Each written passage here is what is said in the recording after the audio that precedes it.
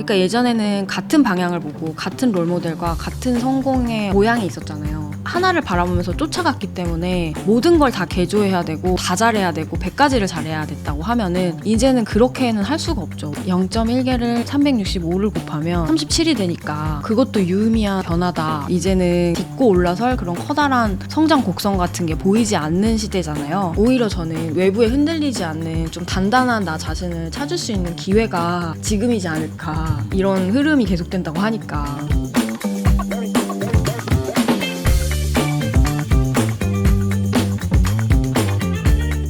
세상이 말하는 정답 말고 나다운 삶의 레퍼런스, 요즘 것들의 사생활 시작합니다. 이번 에피소드는 크리에이터의 지속 가능한 콘텐츠 제작을 응원하는 스포티파이와 함께합니다. 안녕하세요 여러분, 요즘사 스토리파인더 혜민입니다. 안녕하세요, 요즘사 비주얼 메이커 현우입니다.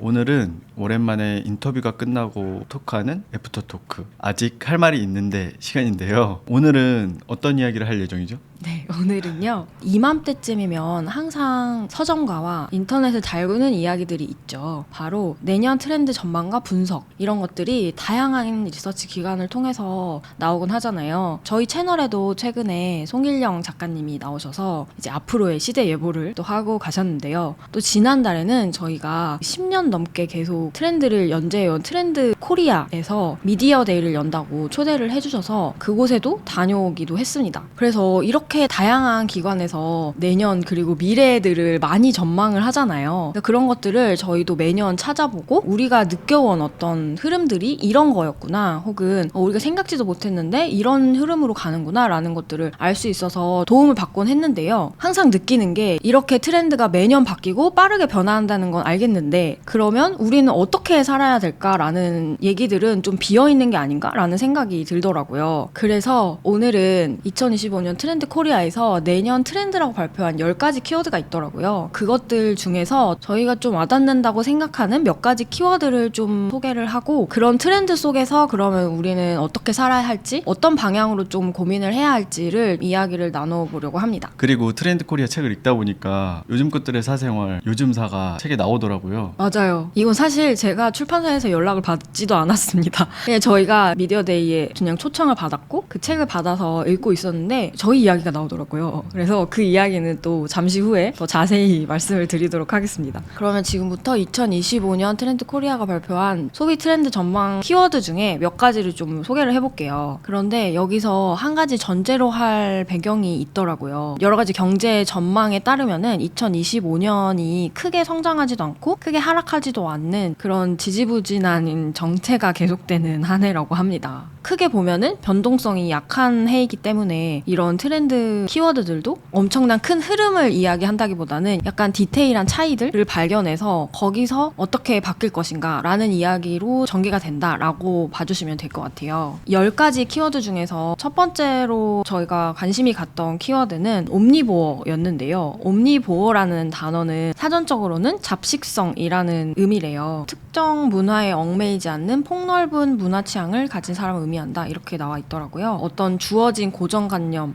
그러니까 뭐 나는 어떤 세대라서, 그리고 어떤 성별이라서, 어떤 집단에 속해 있기 때문에 어떤 소비 스타일을 가져야 한다라는 그런 고정관념이 과거에는 있었는데 이제는 고정관념에 얽매이지 않고 자신만의 소비 스타일을 가진 그런 사람을 옴니보어라고 한다고 해요. 이제 우리는 수명이 늘고 있잖아요. 예전의 수명의 기준으로 해서 우리는 생애 주기마다 뭔가 해야 한다는 어떤 미션들이 있었죠. 뭐 어떤 나이 때는 학교를 가고 취업을 하고 결혼을 하고 아이를 낳고 집을 사고 뭐 노후를 준비하고 뭐 이런 것들. 근데 그런 것들이 지금 다 무너지고 있잖아요. 우리도 느끼고 있는데 이런 것들이 무너져 있는 반면에 또 온라인상으로는 서로 세대가 다른 사람들끼리 뒤섞이면서 교류가 활발해졌기 때문에 어떤 나이라고 해서 뭐 이거를 즐긴다든지 뭐 어떤 성별이라고 해서 이런 소비를 할 것이다 라는 예측이 다 들어맞지 않게 됐다라는 거죠. 옴니버라는 트렌드를 들으면서 얼마 전에 저희가 성수동 팝업도 가고 했는데 20대 뿐만이 아니라 나이 나이 드신 분들도 많이 오고 어린아이들도 와서 즐기는 모습을 보면서 뭔가 어떤 콘텐츠가 특정 나이대나 뭐 성별을 타겟으로 하는 게 아니라 어떤 라이프 스타일이나 취향을 타겟으로 하는 그런 것들이 좀 더 많아진 것 같다라는 생각을 하긴 했어요. 그래서 저는 우리 채널에서 어떤 고정관념, 정답이 아닌 우리만의 각자의 삶의 라이프 스타일을 찾아 나가는 채널이기 때문에 이런 트렌드로 나간다라는 게 되게 반갑게 보이기도 했어요. 어떻게 보셨나요?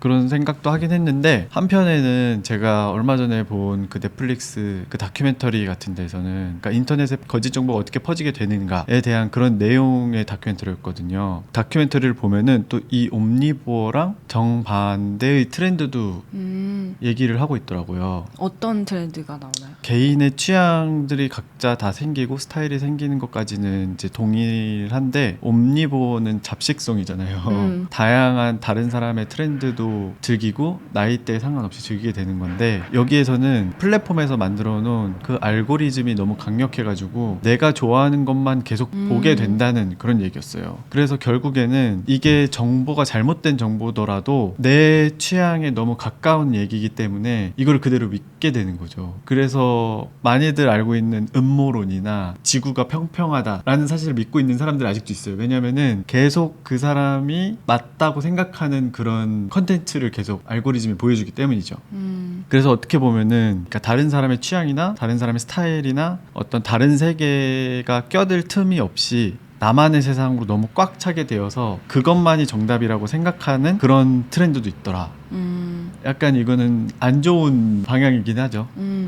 근데 어떻게 보면은 그게 연결이 돼 있는 거라고 생각도 들어요. 왜냐면 이게 세대 간의 집단끼리 이렇게 같은 취향을 갖거나 이런 것들은 다 무너졌기 때문에 어떻게 보면은 개인의 취향에 더 집중하는 그런 방향성이라고 볼 수 있는 거잖아요. 그게 내가 나이가 몇이라서 아니면 내가 어떤 성별이라서 내가 어떤 뭐 학교 아니면 어떤 집단에 속해 있기 때문에 이런 거를 누리고 취향을 뭐 찾고 패션을 입고 이런 게 아니라 그냥 나만의 취향의 세계를 구축하고 그런 나이나 이런 거 상관없이 그것을 누리는 시대가 됐다. 이런 걸로 저는 읽혔거든요. 그랬을 때 그 취향을 어떻게 만드느냐 했을 때 가장 쉽게 접근할 수 있는 게 사실 알고리즘이라고 생각을 해요. 내 거를 계속 이제 찾고 내가 관심 있는 걸 찾다 보면은 그게 이제 계속 디깅하고 디깅하다 보면은 거기에 이제 알고리즘이 붙을 수밖에 없잖아요. 그 내가 찾고 찾는 것들을 얘네가 계속 추적하면서 나한테 계속 보여주고 이 알고리즘을 계속 따라가면서 나는 그게 나만의 취향이라고 생각을 했는데 알고 보면 사실은 거기에 또 갇히는 아이러니가 생길 수 있다라는 생각을 하기 때문에 말씀하신 것도 저는 어떻게 보면은 이 같은 흐름 안에 있는 어떤 부작용 중 하나이지 않을까? 약간 이런 생각도 들긴 하네요. 그래서 저는 이런 알고리즘이 아니라 좀 사람이 직접 큐레이션하는 손고리즘이 어느 정도는 필요하다라는 생각이 들어요. 맞아요. 그러니까 손고리즘이 필요하긴 한데 또 이게 한 사람이 하는 게 아니라 돌아가면서 다른 사람의 알고리즘을 보여주는 약간 그런 시스템도 좀 필요하지 않나? 왜냐면은 그런 거 보거든요. 저도 뭐 TV나 아니면 넷플릭스 이런데 얼마 전에 뭐 더 인플루언서 막 이런 거 나왔잖아요. 아니 근데 거기에서 뭐 다 유명한 사람이라고 하는데 저는 거의 다 처음 본 사람들이 많았거든요. 맞아요. 그러니까 우리 알고리즘에는 뜨지 않는데 다른 세계에 있는 사람들한테는 되게 유명한 그런 사람들 많이 보시지 않나요? 그게 예전에 같으면은 하나의 TV를 통해서 다 똑같은 사람을 보니까 TV에 나오는 그 사람이 일단은 전 국민한테 유명해지는 건데 지금은 그게 아니라 다 개개인별로 세분화된 알고리즘 안에서 계속 이 알고리즘과 비슷한 사람들끼리 그 안에 그 집단 안에서는 이게 되게 유명한 어떤 영향력을 가지게 될 수 있고 이런 게 트렌드가 될 수 있고 한데 또 다른 그 알고리즘을 타고 있는 사람들한테는 이게 전혀 보이지가 않는 거죠. 근데 그게 사실은 옴니버랑 같은 얘기일지 아닐지 사실 잘 모르겠어요. 왜냐면은 그 알고리즘 안에서도 다양한 취향들은 당연히 있기 때문에 근데 그 다양한 취향들도 그 다 세분화되어서 서로가 서로의 알고리즘이 보이지 않는 거는 어쩌면은 약간 문제가 될 수도 있다라는 생각을 하기 때문에 너무 AI가 만들어주는 온라인에서 만들어주는 그런 거에 의존하면서 취향을 만들기보다는 직접 사람들을 만나고 다른 사람이 보고 있는 취향도 접해보고 그런 송고리즘을 좀 의도적으로 좀 만드는 약간 이런 것도 필요하지 않나? 우리가 앞으로 이런 트렌드에서 그럼 우리는 어떻게 살아가야 할까 지금 얘기를 하는 거잖아요. 듣다 보니까 옴니보어가 어떻게 해서 생겨난 건지 좀 이해가 되는 것 같아요. 그러니까 옛날에는 이런 알고리즘이나 플랫폼이 등장하기 전까지는 오프라인에서 만나는 친구들끼리 얘기를 나눴잖아요. 맞아요. 그러니까 나이별로 나눠질 수밖에 없는 건데 취향도 그쪽으로 묶일 수밖에 그쵸, 없는 그쵸. 건데 온라인화되고 플랫폼을 보면서 플랫폼은 사실 나이를 가리지 않잖아요. 이 사람이 이걸 좋아하면 그냥 다 보여주는 거잖아요. 그러니까 그 취향별로 사람이 묶이게 되는 거죠. 그쵸 그쵸. 그래서 다양한 나이대가 있어서 음. 이게 잡식성으로 보일 수도 있겠다라는 생각이 조금 들긴 하네요. 근데 어떻게 보면 이거는 잡식성일 수도 있지만 취향 간에 강하게 묶여 있는 그러니까 그런 형태가 아닐까. 취향의 공동체. 취향의 공동체. 근데 이거는 그 송길량 작가님의 그 시대예보에도 비슷한 얘기가 나오긴 하거든요. 앞으로의 어떤 관계들이 변한다라고 하면서 예전에는 뭐 같은 학교, 같은 혈연, 같은 집단 이런 식으로 관계들이 만들어졌다면은 앞으로는 이런 것들이 다 무너지는 대신에 그럼 어떻게 서로 만날까라고 했을 때 같은 취향끼리 좋아하는 것들을 공유하는 사람들끼리 아니면은 라이프 스타일이 비슷한 사람들끼리 만날 것이다 라고 했거든요. 그것과 사실 맥락이 비슷한 것 같아요. 근데 그런 상황에서 이거를 옴니보어로 볼 수도 있고 아니면 어떤 한쪽에서는 이렇게 알고리즘에 갇힌 취향의 공동체들이 서로와 또 소통을 못하는 그런 게 사실은 저희 눈에는 좀 보였어요. 그래서 여러분이 느끼고 있는 그런 트렌드는 어떨지 모르겠는데 지금 얘기하는 거는 사실 지극히 개인적인 저희의 생각이라는 거를 참고해 주시고요. 여러분의 생각도 또 댓글로 나눠주시면 좋을 것 같고 두 번째 키워드를 또 얘기를 하기에 앞서서 잠시 광고 타임이 있습니다. 네, 오늘은 크리에이터의 지속 가능한 콘텐츠 제작을 응원하는 글로벌 스트리밍 플랫폼 스포티파이에서 요즘사를 제작 지원해 주셨는데요. 혹시 오늘 저희처럼 나의 일과 삶 그리고 나의 생각들 이런 이야기들로 나만의 콘텐츠를 만들고 싶으신 분 계신가요? 그렇다면 요즘사처럼 팟캐스트로 제작해 보시는 건 어떠신가요? 팟캐스트를 하려면 장비도 필요하고 편집 툴도 배워야 하는 거 아니냐고요? 스포티파이에서 팟캐스트를 시작하면 모든 것이 쉬워집니다. 녹음부터 편집은 물론 여러 다른 팟캐스트 플랫폼에 한 번에 배포하고 관리하는 것도 스포티파이에서 가능합니다. 지금 바로 스포티파이에 가입하고 요즘사처럼 여러분의 이야기를 세상과 공유해보세요. 이어서 두 번째 키워드를 한번 얘기해 볼까요? 두 번째 키워드는 아보하라는 키워드입니다. 아보하 무슨 뜻인지 아세요? 알로하 뭐 그런 거 아닌가요? 전혀 그런 뜻은 아니고요. 아주 보통의 하루라는 것의 줄임말이라고 합니다. 행복에 대한 담론이 달라진다라는 방향성이더라고요. 너무 행복하지도 너무 불행하지도 않은 그런 일상, 그저 무난하고 무탈한 안온한 삶을 가치 있게 여기는 태도를 아보아라고 한다고 하는데요. 그 최근에 그 영화 퍼펙트 데이즈 있었잖아요. 그 영화에서 주인공 청소부가 매일매일 이제 반복되는 일상들을 하지만 충실하게 보내는 그런 모습들을 보여주는데 그걸 보면서 되게 마음이 편안해지고 단순한 일상에서 오는 행복의 의미? 이런 것들을 볼 수 있었다라는 이야기들이 많았잖아요. 딱 이게 바로 지금의 한국에서의 트렌드도 있는 것 같아요. 그래서 아마 이 영화를 재밌게 보신 분들이 있지 않을까 싶은데요. 근데 아보하가 아주 보통의 하루 속에서 뭔가 행복을 찾는다고 했잖아요. 그러면은 소확행이랑은 어떤 차이가 있는지.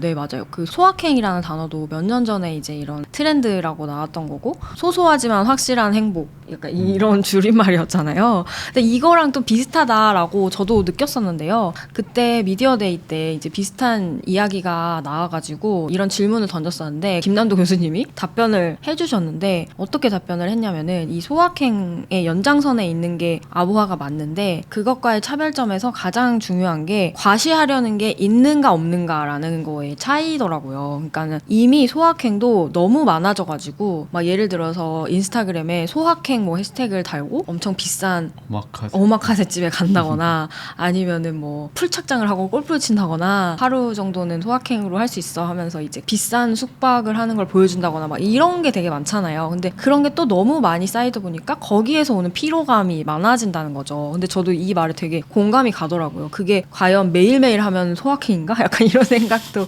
들면서 그러니까 누구한테는 그 자체도 하기 어려운 건데 누구한테 자랑하려고 하는 소확행이 아니라 진짜 그냥 누가 보지 않아도 나 혼자서 안온한 삶을 사는 그런 것을 지키려고 하는 흐름이 있다는 거죠. 아, 그러면은 제가 이해하기로는 아보아도 이제 소확행처럼 미래보다는 현재가 중요하다라는 그런 내용은 같지만 뭔가 지나치게 뭐 과시한다거나 행복에 대한 강박이 빠진 약간 그런 게 아보아라고 보면 되는 건가요? 이렇게 예시를 들더라고요. 명품 뭐 지갑이나 작은 명품들도 요즘에 많이 팔잖아요. 그런 걸로 이제 소확행 이런 걸 했는데 이제 보여주려고 하는 그런 소확행이 아니라 그냥 되게 좋은 치약 하나를 사서 내 욕실에 두고 매일매일 그 치약으로 양치를 하면서 더 건강해지는 나 자신을 그냥 느끼는 것. 그 자체가 이제 아보아 라고 저는 이해를 했거든요. 근데 이거를 되게 저는 와닿았어요. 제가 지금 그러고 있기 때문에 사실 저는 제 개인 인스타를 하기도 하지만 거기에 뭐 가끔 이제 뭐 여행 갔다 온 거 이런 거 올리기도 하고 재밌는 일이 있었을 때 올리기는 하는데 점점 그 빈도수가 줄어들거든요. 그러니까 이거 자체를 내가 그 온전한 시간을 누리는 게 사실 중요하지 이거를 막 해서 사람들한테 보여주고 자랑하는 거가 저한테 그 큰 비중이 좀 아닌 게 되어 가는 것 같아요. 점점 그거를 올리는 순간 이제 또 그거에 대해서 관심을 또 받아야 될 것 같고 또 비슷한 걸 한 사람들이 눈에 띄고 그런 걸 보면서 또 비교하게 되고 막 이러잖아요. 그러니까 그런 거에서 이제 그냥 벗어나고 싶은 거죠. 그래서 요즘에는 이제 막 여행도 굳이 안 간다라고 그런 얘기도 있더라고요. 그러니까는 여행을 가봤자 다시 돌아오면은 또 똑같은 일상이기 때문에 근데 이게 저는 진짜 느꼈거든요. 이제 최근에 제가 번아웃이 왔었잖아요. 근데 그 상태에서 번아웃일 때 예전에는 그냥 훌쩍 떠나버리고 싶고 여행을 막 그랬는데 진짜 지치고 좀 그런 상태가 되니까 어차피 그렇게 여행을 하고 돌아와 봤자 엉망이 내 일상이 나아지진 않을 텐데 그럴 바에는 그냥 내 일상을 더 정비하고 더 건강한 루틴을 만드는 것에 또 집중을 하고 싶다라는 마음이 들었었거든요. 어쩌면은 지금 우리 사회가 좀 그런 상태에 빠져 있는 게 아닌가? 전체적으로? 전체적으로 뭔가 너무 소비적인 거에 지쳐서 그리고 과시하고 비교하고 이런 거에 지치고 막 그런 게 아닐까?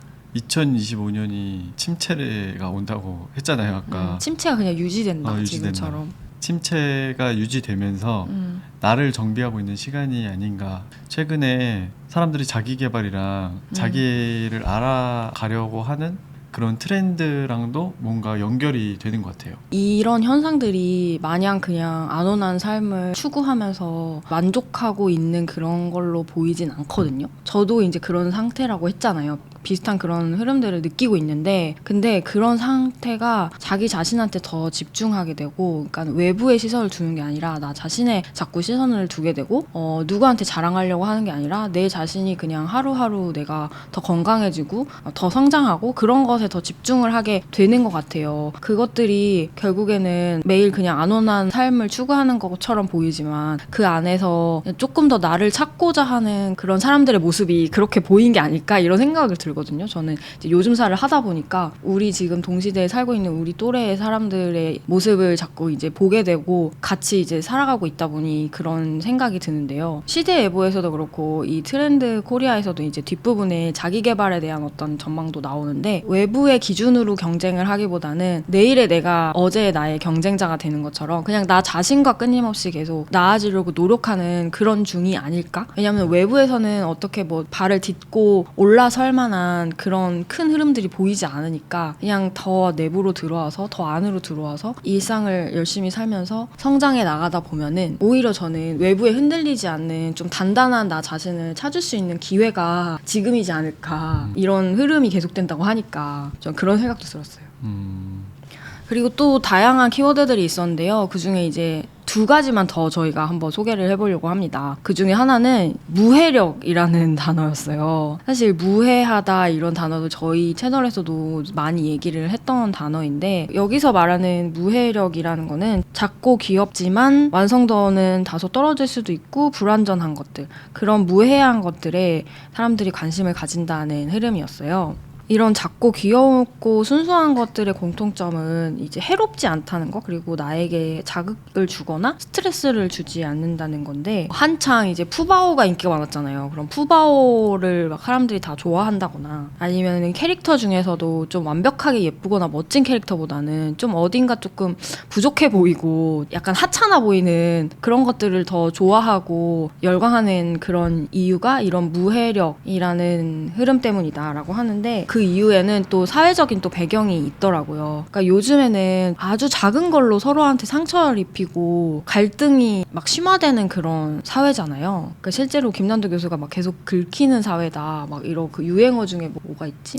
막 이런 얘기 하던데. 그러니까 이런 걸 얘기하는 것 같아요. 그래서 막 자꾸 긁히는 그런 사회이기 때문에 나한테 너무 상처 주는 것이 많으니까 그럴 바에는 그냥 나에게 상처 줄 수 없는 무력하고 무해한 것들에 대한 관심이 더 많아진다는 거죠. 그리고 이런 트렌드는 그냥 우리가 뭐 작은 캐릭터를 좋아하고 이런 것들로만 나타나는 것이 아니라 미국에서 지금 한창 그 대선 준비 중이잖아요. 근데 해리슨 대통령 후보가 부통령 후보를 선택할 때 이런 표현을 썼다고 해요. 무해한 후보를 선택했다. 이렇게 무해하다는 표현이 사람들의 감수성을 건드린다는 거를 안 거죠. 그런 단어를 쓸 만큼 이게 좀 대세라는 이야기를 하는 거고요. 사실 여러 키워드들 중에서 이 단어에 좀 눈길이 갔던 거는 저희가 가고자 하는 행보와도 좀 이 단어와 일맥상통하는 부분이 있었기 때문인 것 같아요. 저희가 지금 이렇게 팟캐스트 콘텐츠로 이제 올해부터 개편을 하게 됐는데 사실 이렇게 개편을 하기까지 좀 고민이 있었던 것 같아요. 갑자기 이렇게 롱폼 콘텐츠로 효과나 이런 예쁜 자막도 넣지 않는 이런 콘텐츠를 해도 사람들이 봐줄까라는 고민이 한편은 있었지만 한편으로는 저희 스스로도 너무 자극적인 콘텐츠들에 많이 지쳐 있었고 우리는 그럴 바에는 아예 더 자극을 줄이고 좀 더 우리에게는 이야기가 핵심이기 때문에 그 이야기에 몰입할 수 있는 그런 콘텐츠 방향으로 가보자라는 나름의 과감한 결정을 했고 그게 팟캐스트였던 것 같아요. 아예 비디오를 없애진 않았지만 이렇게 보이는 라디오처럼 영상도 나오면서도 오디오처럼 쭉 들을 수 있는 그래서 지금 아마 시청하시는 분들은 영상으로 쭉 눈으로 보기보다는 틀어놓고 이렇게 청취하시는 비율이 더 많아지고 있다고 들었거든요. 그래서 이렇게 바꾸면서 좀 걱정을 했지만 실제로 데이터를 보다 보니까 이런 방향이 틀리지 않았다라는 걸 알게 됐어요. 저희가 저희 이제 유튜브 스튜디오에서 대시보드를 확인을 해보니까 조회수가 이제 작년 대비해 저희가 56%가 많아졌고요. 전체적으로. 그리고 시청 시간도 272%나 무려 상승을 했더라고요. 그리고 구독자도 153% 상승을 했고 물론 작년에 좀 저희 채널이 많이 침체기이기도 했었고 그리고 올해는 또 더 정기적으로 영상을 꾸준히 올리고 있는 탓도 있겠지만 그 외에도 뭐 팟캐스트에 대한 트렌드도 따로 있을 것이고 그동안 우리가 쌓아온 노하우들을 이제서야 좀 잘 사용하고 있는 게 아닌가라는 생각도 들지만 그런 여러 가지 요인들을 차치하고서라도 사실 이렇게 자극을 더 줄인 콘텐츠를 더 많이 보게 된다는 것은 이런 무해력이라는 트렌드와도 괴를 같이 하는 게 아닌가라는 생각이 들었어요. 이게 더 의미가 있는 게 이게 뭘 더하고 자극적으로 해서 얻은 성과가 아니라 자극을 덜어내고 본질에 더 집중을 해서 얻어낸 성과라는 게 좀 더 값지다는 생각이 들었어요.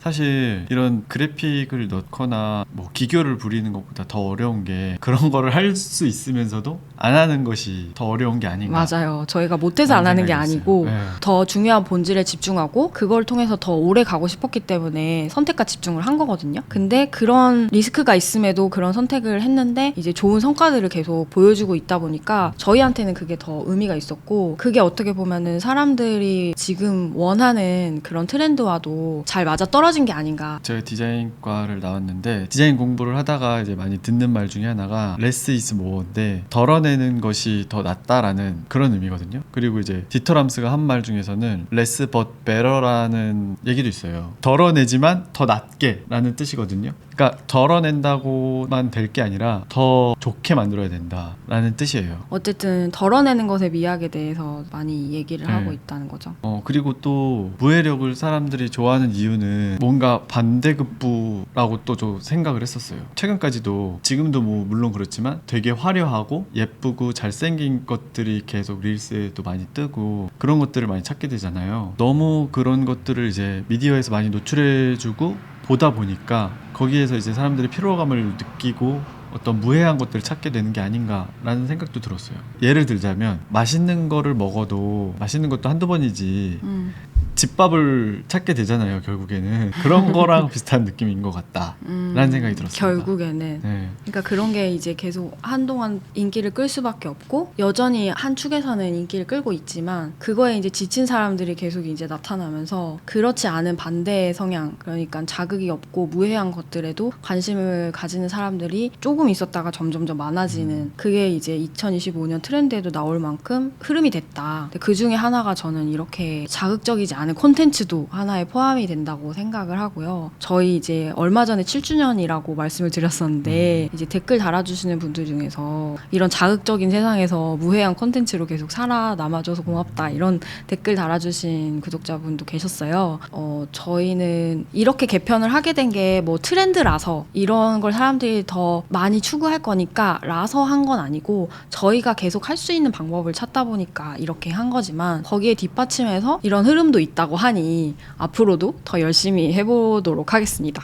그럼 마지막 키워드는 뭘까요? 네, 마지막으로 저희가 소개할 키워드는 원포인트업이라는 키워드가 있더라고요. 자기 개발의 방향성에 대한 키워드인데 일반화된 그런 성공 공식에 따르는 게 아니라 가장 나다운 성공을 찾는 어떤 자기 개발의 한 방향성인데요. 아까도 계속 얘기했던 것처럼 이제는 딛고 올라설 그런 커다란 성장 곡선 같은 게 보이지 않는 시대잖아요. 큰 흐름에 올라타서 큰 한 방을 노리기보다는 지금 주어진 상황에서 디테일한 작은 차이들을 만들어내서 거기서 작은 성공들을 축적하는 게 필요한 시대라는 거예요. 그렇게 나다운 성공을 하기 위해서 여기 원포인트업에서 얘기하는 것들은 과거에는 이제 좋은 대학, 좋은 직장 이런 게 일관적인 목표였다면은 이제는 내가 잘하는 거, 내가 좋아하는 게 기준이 된다는 거죠. 예전에는 평생 직장 개념이 있었지만 지금은 그냥 나의 업무 역량을 잘 키워내서 내가 거기서 어떤 성장을 할 수 있는가 거기에 집중하는 사람들이 더 많아졌고 그러면서도 자기 개발의 포인트가 달라진 거죠. 예전에는 어떤 롤모델을 중요하게 생각하면서 저 사람처럼 되고 싶어 하면서 나 자신을 전면적으로 막 어떤 개조를 하는 그런 자기 개발을 얘기를 했다면 예를 들어서 뭐 성공하는 7가지 습관 이런 얘기를 하면서 그 습관을 다 따라하면 난 저 사람처럼 될 거야 뭐 이런 얘기를 많이 했다면은 요즘엔 조금 달라졌다고 해요. 첫 번째는 일단은 내가 기준이 됐잖아요. 그러다 보니까 그냥 나다운 사람이 되고 싶다라는 게 첫 번째인 거죠. 그래서 성장 방법도 나에게 가장 잘 맞는 사람으로 성장을 하는 나에게 잘 맞는 방법을 찾게 되는 거고요. 또 두 번째는 그래서 전면적인 막 그런 개조 아예 모든 거를 다 바꾸는 그런 게 아니라 딱 한 가지만 고치면 좋겠다라는 방향으로 바뀌게 됐다. 이 파트에서 아까 처음에 말씀드렸던 것처럼 나다운 성장에 대한 예시로 요즘사 채널이 나옵니다.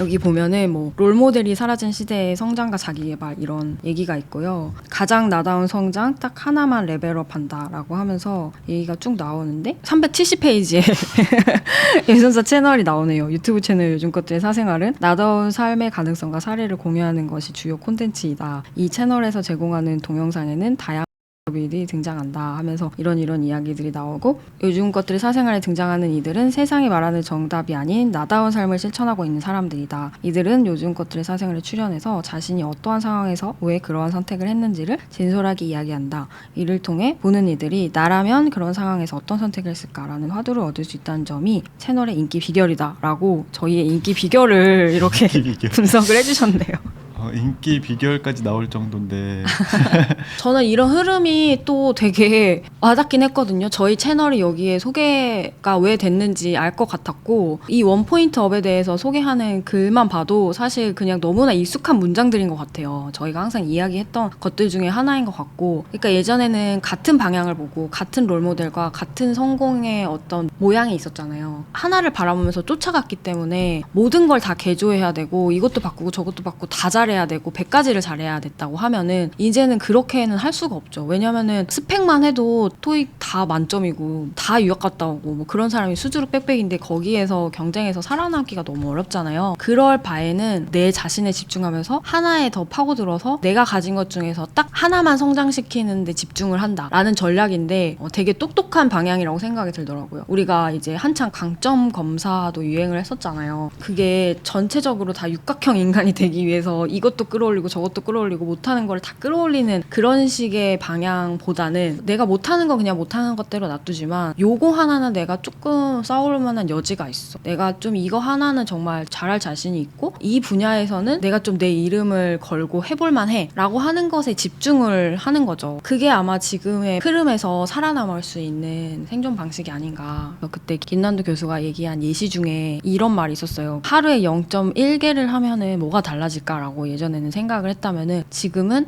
0.1개를 365를 곱하면 37이 되니까 그것도 유의미한 변화다라고 생각을 한다는 거죠. 이거는 아까 얘기했던 그 아보하랑도 연결되는 얘기인 것 같아요. 매일매일을 그냥 잘 살아내는 것 그 자체가 이제 쌓이고 쌓이면서 결국에는 나다운 성장을 만들어가는 그런 흐름 속에 우리가 있는 게 아닌가. 예전처럼 막 한 번에 큰 성장을 이룰 수 있고 이런 기회들은 많이 줄어들 수밖에 없는데 그에 반해서 한 땀 한 땀 나만의 것을 갈고 닦은 사람들은 나중에 나의 이름을 알리는 그런 시대가 아닐까. 예전에는 롤모델이 되게 중요했다고 했잖아요. 되게 고성장 시대에 부자가 되거나 이제 성공한 사람들을 보면서 롤모델을 삼고 그 사람들의 습관을 따라하고 그 사람들이 하는 것들을 따라하면서 나도 저렇게 될 수 있겠다라는 희망을 품고 하는 그런 시대였다면은 지금은 이제 모두가 깨닫게 된 거죠. 모두가 그렇게 될 수가 없고 그리고 그렇게 되기는 정말 어려운 지금 상황이다 보니까 내가 하고 싶은 일을 하고 있거나 나보다 조금 앞서간 사람들을 보면서 배울 수 있는 그런 롤모델보다 약간 레퍼런스를 찾는 시대인 것 같다. 그래서 요즘 사람들이 좋아하는 게 아닌가라는 생각이 들더라고요.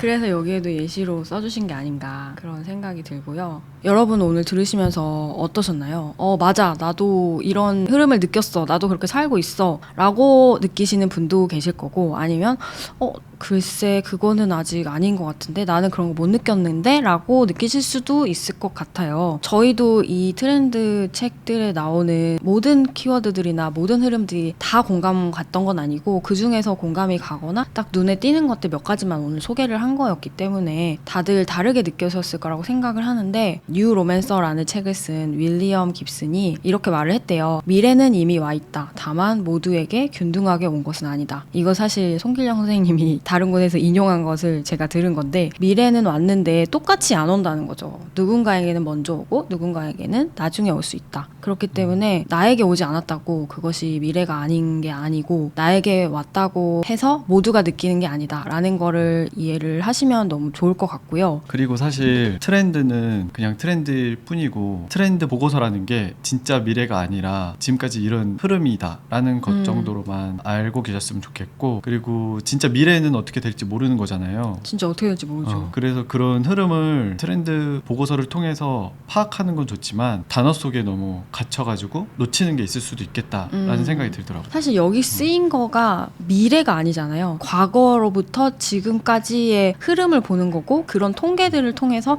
앞으로 이렇게 될 것이다 라고 전망을 예측하는 건데, 사실 정말 무슨 미래를 보는 어떤 능력이 있지 않는 이상 틀릴 수도 있는 거잖아요. 우리가 예측한 대로 가지 않을 수도 있는 거고, 그래서 이 키워드대로만 생각하고 이렇게 될 것이다 라고만 생각하는 건 오히려 과거의 가치는 잃을 수도 있겠다라는 생각도 들더라고요. 약간 이게 시대를 보는 MBTI 같다는 생각이 들었습니다. 아, 이런 트렌드 전망하는 게요? MBTI가 뭔가 사람들을 묶어서 어떤 성향에 따라서 이름을 붙여주잖아요. 뭐 INFP라든지. 그쵸. 트렌드도 이런 것처럼 거기에다가 이름을 붙이게 되면은 그 이름에 어떤 힘 같은 게 생겨서 맞아요. 이게 그 트렌드라고 규정해버리게 되는 것 같아요. 그러니까 내가 보고 있는 이 현상이 어떤 이 트렌드 때문에 생긴 현상이라고 그냥 단정짓게 돼버리는 거죠. 다른 이유일 수도 있는데. 그리고 이제 사람들이 어떤 것들을 보고 이건 이거다라고 정해주길 바라는 것 같다라는 생각도 들었어요. 얼마 전에 그 타일러님 오셔가지고 얘기할 때도 비슷한 얘기 했잖아요. 우리가 허락을 받기를 원하는 문화다. 그런 것처럼 이것도 뭔가 이건 이거야 라고 정해주길 바라는 우리 문화에서 되게 사람들의 그런 갈증을 잘 긁어주는 어떤 하나의 콘텐츠가 아닐까라는 생각은 해봤어요. 맞아요. 근데 또 그런 게 필요하기도 해요. 이런 현상을 매번 풀어서 설명을 할 수가 없잖아요. 그렇죠, 그렇죠. 뭐 뉴스 기사에서도 얘기를 해야 되고, 그리고 다른 사람한테 뭐 강연을 한다거나 콘텐츠를 만들 때도 그러니까 이런 트렌드를 규정지어서 한 단어로 만들어주는 것들이 필요하기는 한데, 그리고 이제 뭔가 명확하지 않은 것들을 한 단어로 얘기를 하면 또 명확해지는 게 있어서 또 그거에 대한 이점도 있긴 하거든요. 근데 이제 제가 얘기한 거는 그렇게 되면은 그 원인을 파악하지 않은 채 그 단어에 갇혀버릴 수도 있다. 맞아. 그래서 저는 이런 트렌드 보고서를 보면서 또 같이 자기 스스로 생각하는 힘도 같이 길러보는 게 중요하지 않을까라는 생각이 듭니다. 그러니까 세상을 보는 나만의 시야를 우리는 길러보자. 각자 자신만의 트렌드 전망을 만들어보자. 약간 이런 이야기를 드리고 싶습니다. 오늘 영상은 여기까지고요. 그러면 여러분들이 2025년 이런 트렌드 속에서 어떻게 살고 싶은지, 어떻게 살아갈 것인지에 대해서 댓글로 나눠주시면 정말 감사하겠습니다. 네, 저희도 그런 걸 보면서 또 힌트가 될 것 같아요. 네, 요즘사의 지속 가능한 콘텐츠 제작을 응원하신다면 요즘사 유튜브 채널 멤버십 후원 회원이 되시면 공개되지 않는 콘텐츠들도 만나볼 수 있습니다. 그리고 요즘사의 콘텐츠는 이제 유튜브 영상뿐만 아니라 스포티파이, 애플 팟캐스트, 팟빵 등 오디오 채널에서도 라디오처럼 들으실 수 있는 거 아시죠? 출퇴근길에 작업하면서 편안하게 들어주셔도 좋을 것 같습니다. 그럼 다음 주에 저희는 인터뷰로 다시 돌아오고요. 애프터토크는 다음 달에 다시 만나도록 하겠습니다. 안녕.